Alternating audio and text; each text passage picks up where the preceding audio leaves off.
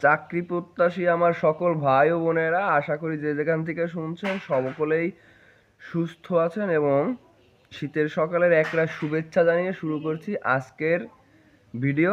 তো আজকের ভিডিওতে আপনার থাকছে জানুয়ারি মাসের 2 তারিখে পরীক্ষার মেলা। আসলেও জানুয়ারি 2 তারিখে পরীক্ষার মেলা। এখন আপনারা যারা সরকারি চাকরির জন্য আগ্রহী এবং বিভিন্ন পদে আবেদন করছেন, এখন আপনারা দেখেন আপনাদের 2 তারিখে আসলে কি কি পরীক্ষা হতে চলছে। প্রথমত 2 তারিখ আপনাদের পরিবেশ অধিদপ্তরের যে আপনার নিয়োগ ছিল, ওই পরিবেশ অধিদপ্তরের আপনার পরীক্ষা আপনার জানুয়ারির 2 তারিখ অনুষ্ঠিত হতে যাচ্ছে, এইটা 100% কনফার্ম। দ্বিতীয়ত খাদ্য অধিদপ্তরের কম্পিউটার অপারেটর যে পদ আছে, কম্পিউটার অপারেটর পদে আপনারা এমসিকিউ পরীক্ষা দিয়া যারা লিখিত পরীক্ষায় উত্তীর্ণ হয়েছেন, আপনাদের লিখিত পরীক্ষার ডেট পড়ছে জানুয়ারির 2 তারিখে। এই গেল আপনার কয়টা? 2টা। 3 নাম্বার আছে গ্রন্থাগার অধিদপ্তর। আপনারা যারা সরকারি গ্রন্থাগার অধিদপ্তরে আবেদন করেছিলেন, আপনাদের গ্রন্থাগার অধিদপ্তরের পরীক্ষাও হবে জানুয়ারির 2 তারিখে। তো এই গেল আপনার 3টা। 4 নাম্বার বিটিসিএল।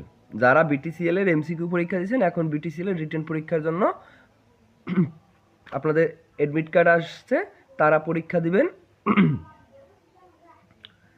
তাদের পরীক্ষাও জানুয়ারির 2 তারিখে। তাইলে আমার কয়টা হইলো? পরিবেশ অধিদপ্তর, খাদ্য অধিদপ্তর, গ্রন্থাগার অধিদপ্তর এবং বিটিসিএল। এই গেল 4টা। 5 নাম্বার হয়েছে যে সহকারী প্রাইমারি শিক্ষক। সহকারী প্রাইমারি শিক্ষকও জানুয়ারি মাসের 2 তারিখে।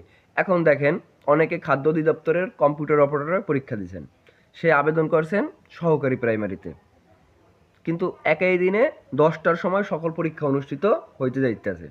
তো আপনারা কিভাবে পরীক্ষা দিবেন? তারপর অনেকে বিটিসিএল, তারপর গ্রন্থাগার অধিদপ্তর, এগুলিতে আপনারা,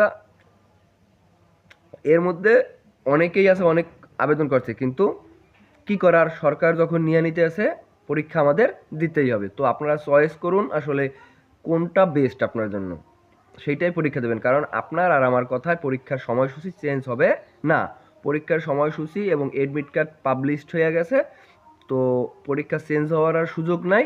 তো এই 5টা নিয়োগ আছে, এই 5টা নিয়োগের পরীক্ষা একই দিনে চলবে। তো আপনারা এখন চয়েস করবেন যে কোন কোন অধিদপ্তরটা বা কোন সেকশনটা আপনার জন্য বেস্ট, আপনার জন্য সুইটেবল, ঠিক ওইটাই পরীক্ষা দিতে পারবেন। কারণ সকাল 10টার সময় সকল পরীক্ষা অনুষ্ঠিত হবে। তো একই দিনে পরীক্ষা নেয়াকে আসলে আপনারা কিভাবে দেখতেছেন, এইটা আপনারা কমেন্টে মতবাদ করে জানান।